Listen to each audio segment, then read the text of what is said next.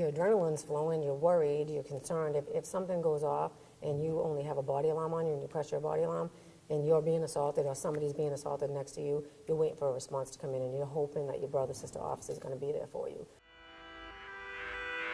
Be advised, the suspect is armed and considered extremely dangerous. And continue on to the prison, and then we'll advise if we're just keep coming here. We'll advise as you get closer if you're still needed. Okay, clear. If you're like holding up the speed, I'm with 125 with the active until front position.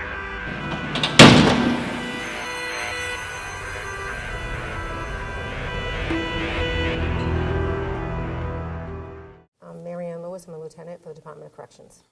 Talk to me a little bit about why. I mean, looking at this from the outside, this doesn't exactly seem like an easy job, huh? No, it's definitely not an easy job. Why did I take the job? Yeah, why do you do what you do? I took the exam, scored pretty well, and when I took the exam in 1998, there weren't that many jobs out there, and I passed it, went through the academy, and then signed up. What was it like going in for the first time? Going behind the walls for the first time was pretty intimidating. It wasn't anything that you would imagine, what you would expect, like according to like TV shows and things like that. But after a while of being in that environment, you kind of get used to it. Talk to me about some of the experiences that you've had, highs, lows, things that keep you up at night. There's many of those, of hearing stories of what people did and why they're behind the walls.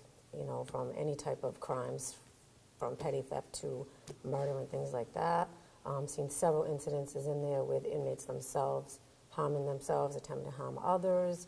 I've had a little bit of experience on the investigations team, different superintendents pick positions, as well as tactical experience, which was a very, very good experience. So you work in a men's facility, correct? That's correct. Being a female, what is that like?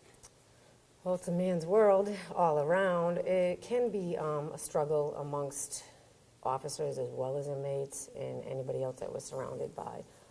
It's difficult at first, but depending on the institution and where you're at,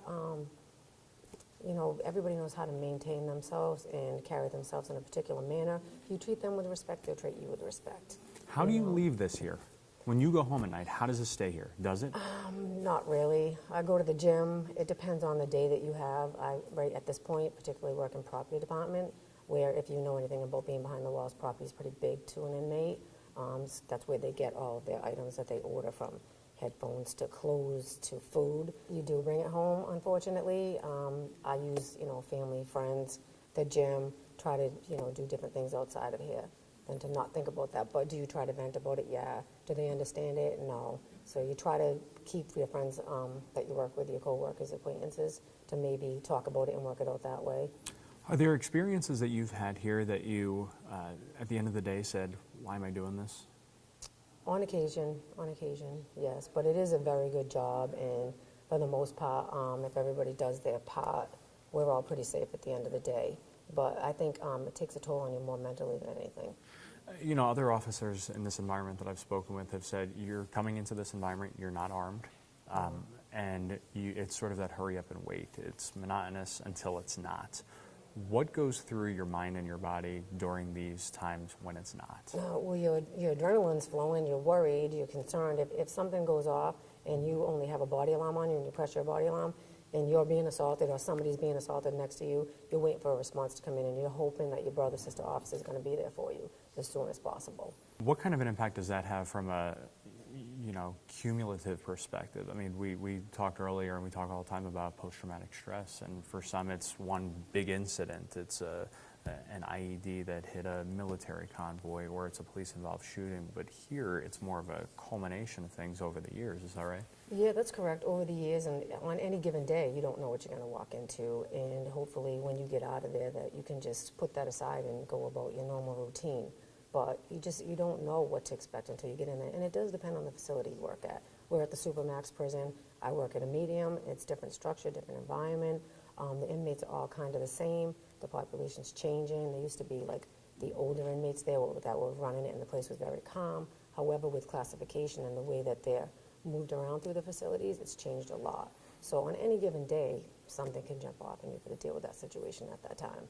Talk to me a little bit about the impact that the media coverage of high-profile incidents has on your ability to do your job. Well, it's very negative. They do look at us like basically that we're bums and we're just like overpaid babysitters, something to that effect. But nobody really understands it till they do the job. And I think somebody explained it to me when I first started in 2000. You don't understand the job until you walk behind the walls and you actually do the job. So until they come in and stand in our shoes and know what we actually do on a daily basis, I don't think they really have the right to speak on our behalf. Do you work in or live with fear? Occasionally, yes. How do you handle that? Camera system, alarm system, you know, you put your back against the wall when you're in places. You're always looking for an exit. You know your surroundings. You're aware of what's going on. You kind of see things out of the ordinary in the public, or if you see like an incident, somebody yelling at somebody else, you know what I mean? You just try to deal with that, like what's going on over here, and set yourself aside from it. But it can be pretty difficult. What message do you hope people take out of this experience and seeing these videos? I hope they take out of it that we're doing safety and security. We're not what we're portrayed to be in the media. We really don't speak, you know, to the public, in public, you know, for policy and procedure reasons. But we just hope that they look at us in a different light.